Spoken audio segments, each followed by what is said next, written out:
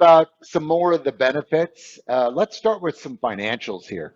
So it's my understanding that when a company is traditionally, now obviously we're not telling people get rid of your staffing model. We're suggesting they augment with it. Who knows? Maybe we'll come to a point where people think that it makes more sense to use Gig CX for all their staffing, but we're not there yet. People are always slow to adopt. But for now, let's look at the cost of I've heard it said that somewhere the cost of every new agent you hire, when you factor in recruiting, training, HR, all of the different components that go into that, it's about 15 grand or so per employee. Plus, with your employees, you have benefits and payroll and all these other costs that go into that. And that I've heard it said with Gig CX, you're looking at a 25 to 35% savings on OpEx and HR costs. Is that accurate? Yeah, that's right around where we are. I mean, you forgot about management and having the right teams in place to support this. I mean, I'm talking workforce management. I'm talking quality and leads and coaches and all of the layers that we all have to operate with. That's a unique model where ShiftOff provides that full service. We provide the coaching and the exact same level, if not better, degree of quality and management as you would in a traditional BPO. And to your point, yes, it's 35% is really where I say it's at least 35% less. I think when you look at your optimization, this is going to vary for every single company. The bigger your peaks and the deeper your valleys, the more you're going to benefit from this. The more you really use us to really flex up and flex down, you're going to see it's going to be difficult to measure, and we're going to have to run the numbers a few times because it's going to be so positive that you're going to question how good it is. So the numbers are really solid because the main thing is you're only paying for productivity.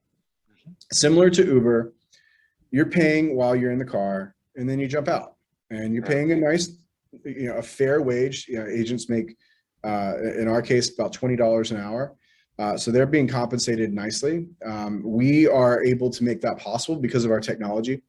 We're not operating with massive teams of recruiters and HR teams and workforce management teams. And while I love and appreciate those roles and those people, there's a lot of opportunity to make that automated for this modern workforce. So that's what we've done. And so we can be very competitive and still offer the same level of high touch and high management oversight without driving the cost to our clients. Yeah. Well, there's also costs that it's hard to really put a dollar amount on, like what's the cost of not getting the occupancy right? And what's the cost of attrition? Those are a little more difficult to put a dollar on amount that most people could look at and say, oh yeah, that makes sense. Maybe the CFO. Those are some additional things to think about. But beyond that, getting the staffing right, the savings, all of the OpEx, HR, all of that, the benefits, the management, the workforce management, the payroll. It's just a huge cost savings to companies. So essentially, you're saving money to staff perfectly all the time. Is that a great way to put it in a nutshell? Yep, it's it's about as good as it gets. Not to mention, this is one thing I really want to talk about. In fact, let me share another please. Page here. So I don't. You said something earlier that I really wanted to touch on, and this is back to the quality of the agent and the quality of the customer experience, because there's one thing that I'll just hit it head on. A lot of people say, well, Trevor, this sounds great, but how good can these agents be? And there's this misconception of transient agents that are just coming and going once in a while, are going to pop in and support your customers. And by the way, I don't think that works, but that's not at all how we operate. So let me tell this story for a second. So if you look at this chart, it's absolutely staggering, because what you're seeing here is a generational shift in the way we interact with work. When we talked about this a little bit before, but the preference of millennials and Gen Z to have what we've learned is flexibility and fair compensation. And so when we don't offer flexibility and fair compensation, what we're really doing is we're we're going down the ladder in terms of the quality of people and agents that we're able to attract. But with gig, you've totally leapfrog everything. You say, oh wait, I'm gonna offer flexibility in a way that has never been possible before. And I'm gonna pay you above market. So right now the median is about 18.50 an hour. Well, shift off pays anywhere from 18 to 20.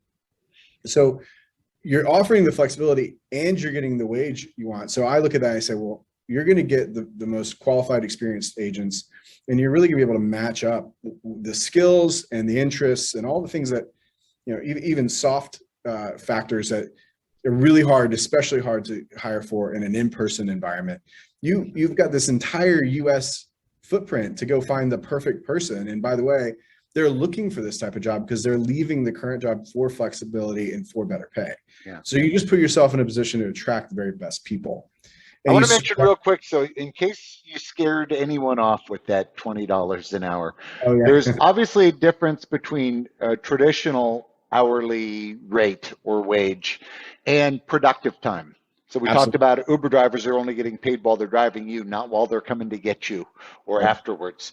And so, if you're saying $20 an hour, but we're talking about productive time, BPOs, for example, quote out at 80/20 that they're really quoting on 80% of productive time for the most part, and 20% are people talking and going to the bathrooms and at the water cooler and doing whatever, right? Yep. And you're paying for that too, typically.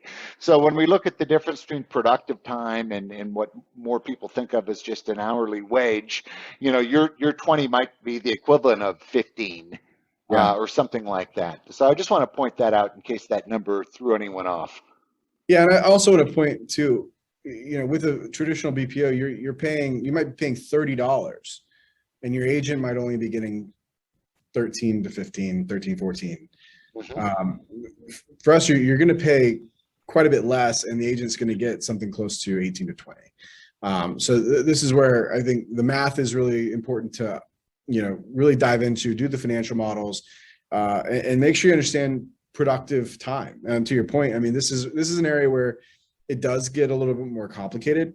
But workforce management teams live by productive time. They understand it. The 40 hours a week you pay somebody, they're not productive that much, believe it or not. And so this is a great way to get the productive time covered at a really reasonable cost and still pay the agent in a way that they're feeling great about the money they're making.